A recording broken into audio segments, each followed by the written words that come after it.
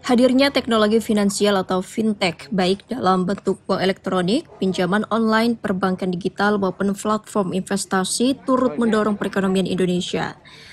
Hal itu terlihat dari penelitian Indef tahun 2019 yang menunjukkan kontribusi fintech terhadap pertumbuhan ekonomi sebesar 0,4% dan produk domestik bruto PDB sebesar lebih dari 60 triliun rupiah.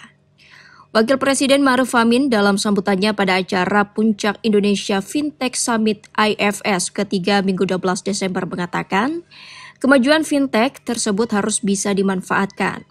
Wapres mendorong agar Indonesia segera membangun kerangka tata kelola fintech yang mampu mengikuti pesatnya perkembangan teknologi.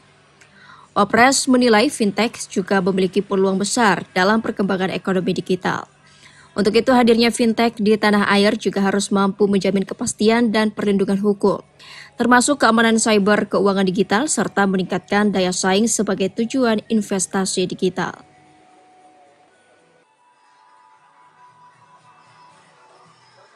Ekonomi digital diperkirakan tumbuh 8 kali lipat di tahun 2030. Dari sekitar 600 triliun akan mencapai 4.500 triliun menurut estimasi Kementerian Perdagangan. Kemajuan fintech yang terjadi saat ini adalah momentum berharga yang harus kita manfaatkan.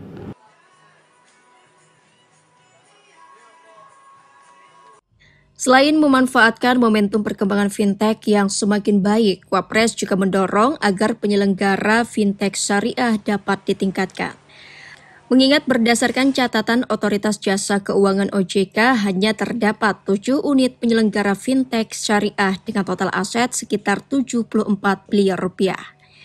Angka tersebut jauh tertinggal dibanding fintech konvensional dengan jumlah 97 unit dan total aset mencapai 4,2 triliun rupiah.